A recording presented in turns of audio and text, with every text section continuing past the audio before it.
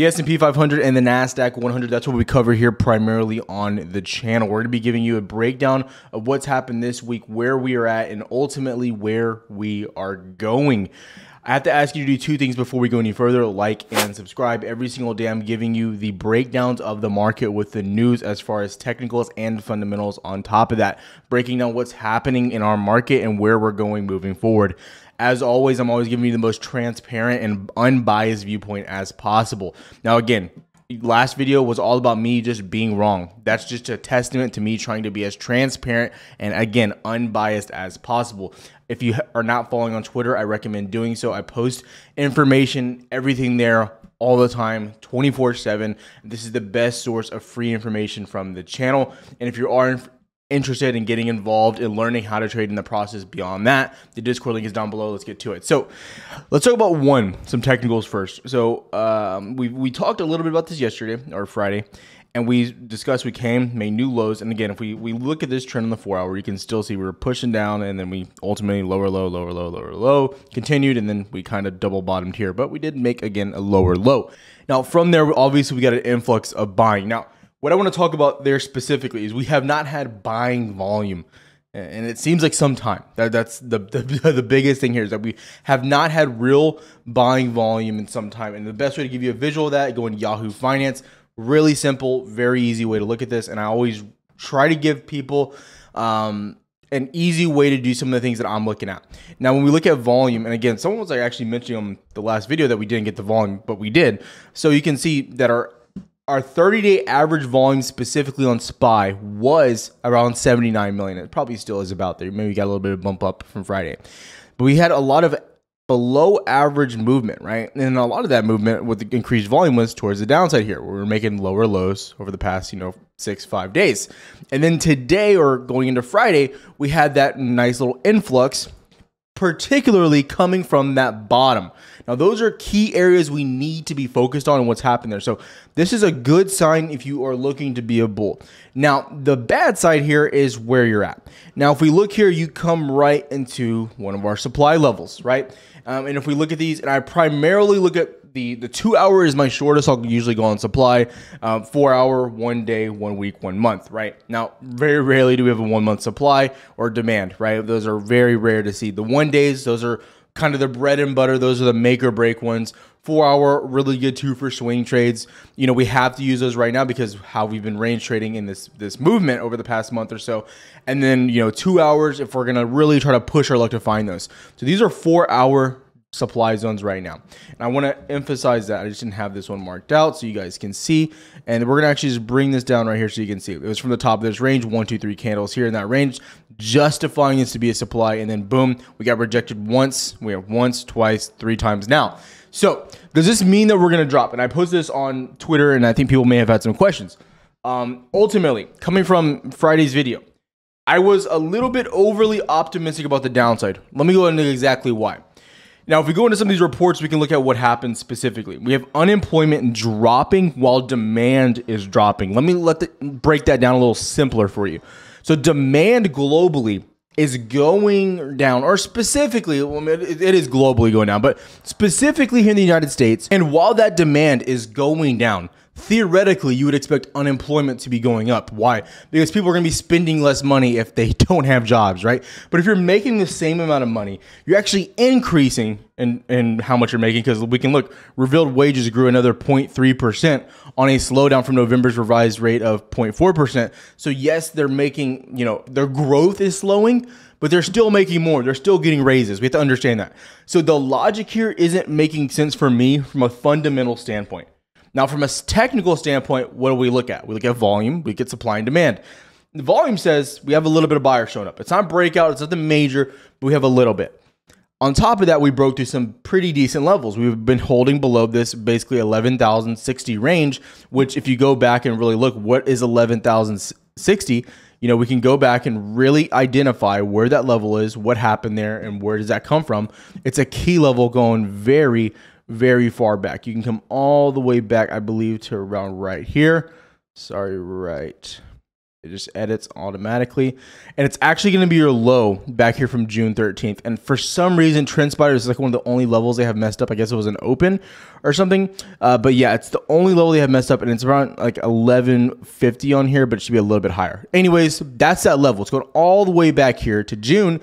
And we go back here, you can see that's where we held overall here with volume. And there was your swing high all the way back from July 13th, 2020. So this is not just some made up figurative level. This is just an overall level that we have marked out, and it's been a major point.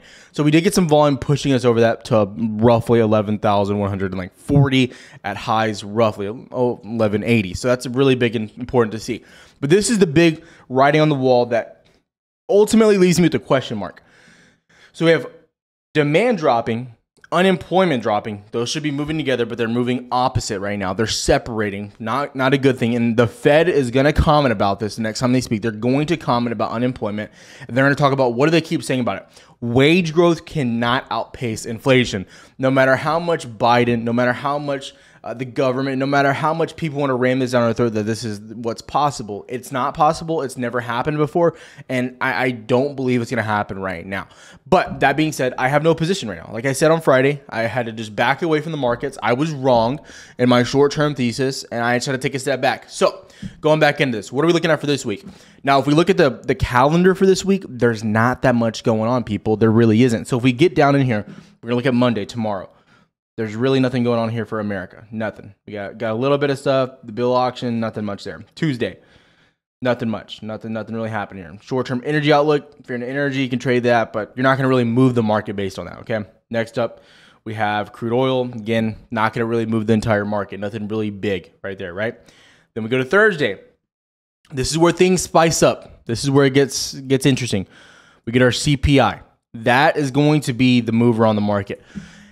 I would have to expect, because there's two basically staples of this. So one, you have going into holiday season.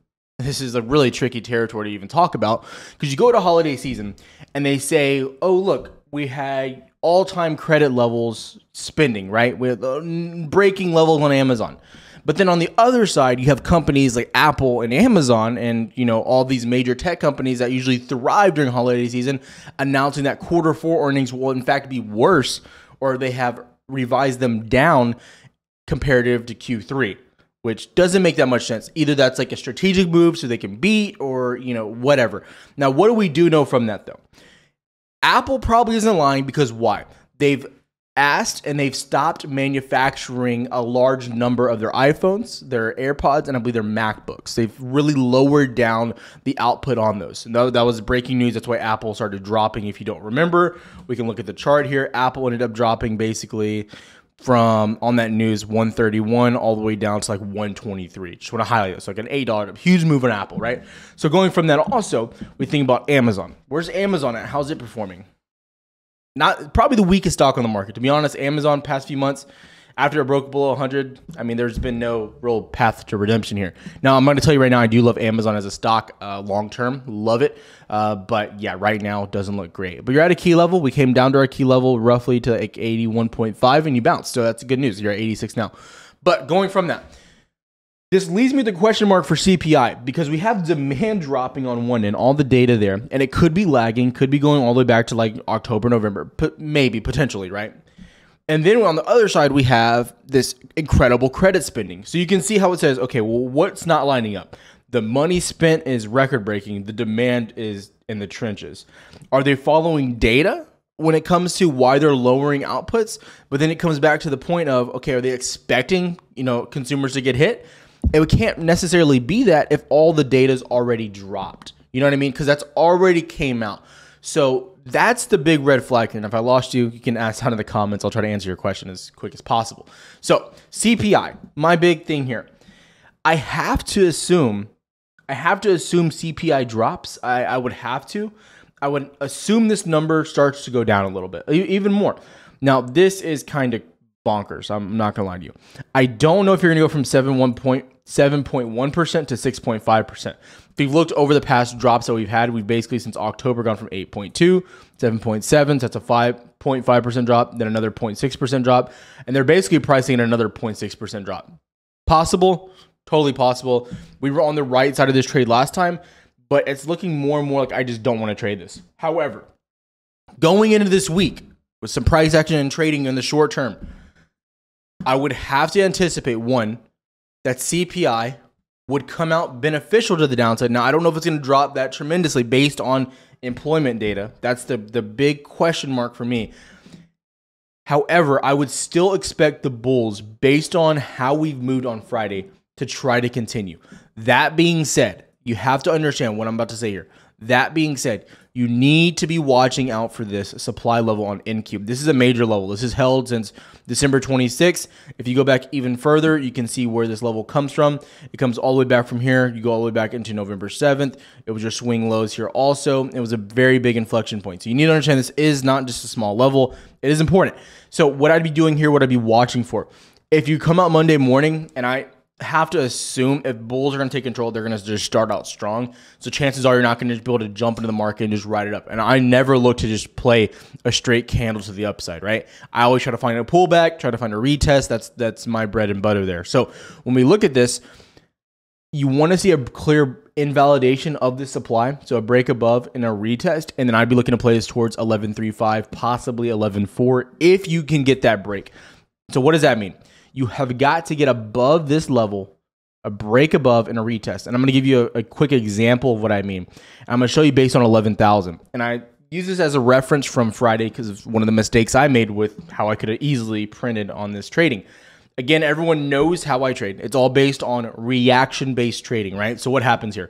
We come up, this is the 11,000 marker. You break above, you bull flag, you retest, so you break, retest, press. Easy, right? This is not a supply, just so you know.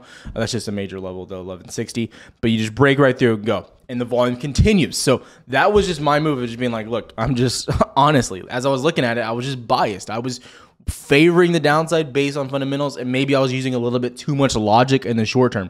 Because what do we know? Sometimes the logical move may not be the correct move in the short term. Sometimes logic and actual research takes time to play out. And I think it's something that this channel has done a really good job at, presenting and definitely exploiting, so you guys can understand that when we look at some of the plays we love, like Boeing, or we looked at, Meta, or we looked at Microsoft or Nvidia. We had a lot of big plays, right? But those all took time to play out. So I want that to be known before we, go too much further. But right now, you are below supply. You're getting rejected from that at the end of the day. And that's where we're at right now. That's where we're at. So what do we want to see if you're bullish? You want to see you at least hold above this 1160 range, 11,000. You need to hold above these two ranges here. Got to. To get back below those, I think you're just going to kind of range bound trend until CPI. It could be a little bit tough. And right now, it's important to know all Fed members are sticking very strict and firm to their points of what? They're sticking very strict and firm to the points of they are not going to cut rates. So these are all big things that have been said. We also know, too, some of the most hawkish Feds that have been out there have been saying pretty influential, bullish things lately. They've been saying it looks like inflation may have peaked. It looks like we're on the road back to recovery. But what do they keep saying now? We just had Fed George mention a very influential thing here also. George, Fed on energy. What did she say on energy? This was very important. She said the outlook on energy is dangerous, to say the least, right? So when she's talking about energy, and I recommend going to look at exactly what she said about energy, but we covered a lot of this in Discord. I just didn't have it prepared for the video, but I do want to talk about it before I let you out of here. The risk on energy, specifically towards crops, is now going back up. Okay, the cost of energy has been rising in the short term. Now, when we look at something like the oil chart, so if I go into TradingView and I can pull up the oil chart, it may not look the most bullish, okay? I'm going to tell you right now. So I can bring it up really quick. We'll go to US oil. Yeah, it's not the most bullish. It doesn't look, oh my God, it's not going straight up. Bizarre, right? But if we look at overall cost, and this is all based on what's happening with SPR, and because they're keeping the SPR at such low levels, which we talked about, the strategic petroleum reserves, remember, we've talked about this for months.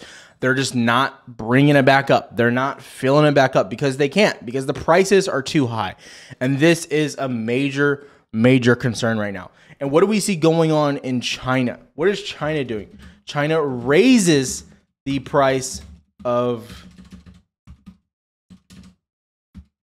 This is what's happening right now, so you know, in China. I want everyone to understand this. Okay, 5 days ago, So China right now from the Sauds, they're getting lower oil outputs or lower oil prices. Okay, so they're getting oil cheaper than ever right now from the Sauds because of the deal they made. What are they doing now though to their own people? They are raising the price of gasoline. Is this comical? Is this absolutely comical? And this is what I always say when you're trading Chinese equities and companies, you got to be very careful because you just don't know what they're going to do there. It's a communist country. They don't do things like we do here in America or even in Europe, okay? So this is what's happening right now. China is exploiting the market right now based on the deals they have because their primary allies are Russia and the Sauds, obviously. So this is what's happening. And what are the Sauds doing to us? The Sauds are raising our price of oil, right? Because we wanted to mess with them. We wanted to tell them they couldn't raise the output or lower the output. We wanted to try to make all the rules, and now it's kind of biting us in the butt. But this is what happens when you make deals with these type of people. And so what's happening is the Sauds are lowering prices for everyone except who? The United States. Google it. Don't care. And guess who in America? Guess what country out there is lowering the price of gasoline? America. And we're using our strategic reserves. So I'm telling you, this is the black swan potentially. Again, I can't really, put any timeline on this because we just don't know. Anything could happen. They could lower the rates for us maybe down the road. I don't think it's going to happen. I don't think the Saudis want to be our best friends anytime soon. But if it comes a time to where we have to refill those strategic reserves and we're going to have to pay that price to the Sauds, I'm going to tell you, this oil price will shoot back up. Now, I'm not going to say it's going to go to highs, nothing like that.